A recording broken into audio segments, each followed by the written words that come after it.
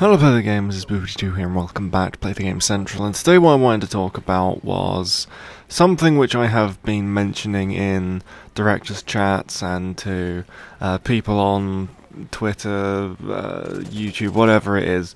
I've been talking about it a lot recently, and that is the importance of map design. And what I noticed when I was playing the Invasion DLC multiplayer maps was that I just kind of recognised when I looked at Mutiny the amount of corners there are and places where people can hide and all that kind of stuff. So I was kind of just trying to think, what is it that makes the design of maps in Call of Duty now in general bad in comparison to things like Counterstrike and stuff. And what you'll see on screen is a comparison of I haven't really decided which map from Ghost I'm going to be using, but at this point right now I'm using Favela, and in Favela, if you just imagine the rooftops aren't there, it's kind of similarly designed to Dust 2 in some way. I mean, the centre area has little side going points, and there's a big long left way with some interior and big long right way with some big long outside and different little areas which you can hide in, but no, that is the closest which I can get to like a easy and fair comparison of Dust 2 to something in Call of Duty as I can think of. I was going to use something like Departed or something, or Mutiny like I said before, but let's just take the map design into consideration. And I've been thinking and trying to deconstruct the essence of Call of Duty and why it isn't a skill-based game. It's a extremely luck-based game depending on spawn locations, if your first shot is the first one to actually go out, if you've got hosts, privileges and priority so that your shots always come first, or your shots get delayed because you're on kind of like a 200 ping thing.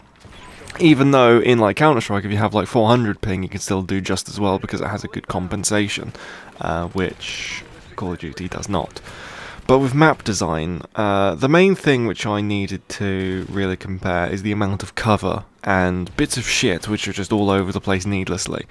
If we're looking at Departed, for instance, it's got one big street down the middle which is just absolutely littered with shit, which doesn't need to be there. And same with Mutiny as well. There's like boxes and all different things around corners and you can hide behind them, and they're big boxes that you can just like kind of crouch behind, and they're literally like splattered everywhere. And in Dust 2, which is, in my opinion, and probably a lot of people's opinion, the very best map in FPS multiplayer shooter history, Dust 2 has very little cover. It has very straightforward paths to go through, and there's no real chance of getting shot from behind in at least a competitive game. In a deathmatch game, that's kind of a little less likely to happen, at least in comparison to Call of Duty. It doesn't really happen all that much because you pretty much only have two ways to look. If you're in an area, let's just say what I'm imagining right now is the pit in Dust 2, you have the doors on the left and long on the right, and that's it. You can look around yourself really quickly and then completely have the area cleared, whereas if you were in Call of Duty, someone could easily have just spawned back there and be sitting in the little corner behind one of the boxes or something, because there would be like a fuckload of boxes fucking everywhere. If we're comparing the pit in Dust 2, we're going to compare the staircase, which is closer to the big skull on Mutiny. If you're sitting on those stairs, someone could easily come around behind you. End of story, you're done, bye-bye. There's no real safe places to be in Call of Duty. It's all about the luck of the spawn, where you're positioning, and if the enemy is coming up from behind you, which, it's always like a 360 thing in Call of Duty, whereas in things like Counter-Strike and Battlefield, something completely different, but that's a different style of map design for a different style of gameplay. But just in, let's just say Counter-Strike, one of the most competitive and, as most people would say, fair, balanced, and most enjoyable FPS games that there is out there.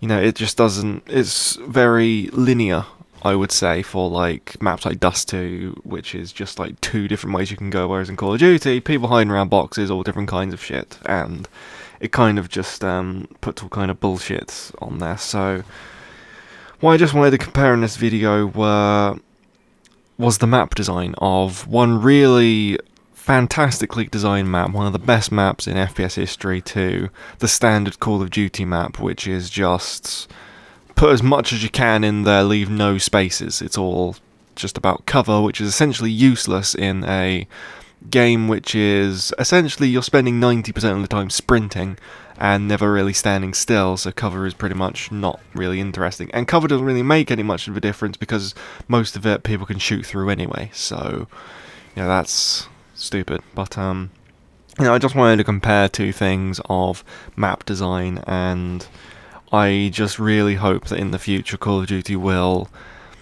turn it around in terms of their map design, because it's the map design which I really hate about Ghosts. That's the main quarrel which I have with it, that's the main problem which I have with it, and I think a lot of people have, and that is the core reason why it is a iffy game, let's just say that. But yeah, those are just my thoughts on that. So hopefully I've enjoyed this video, and if you did, remember to leave a like, rating, if you'd be so kind as to do so, and subscribe if not subscribed already, and I'll see you next time. Thank you for watching, and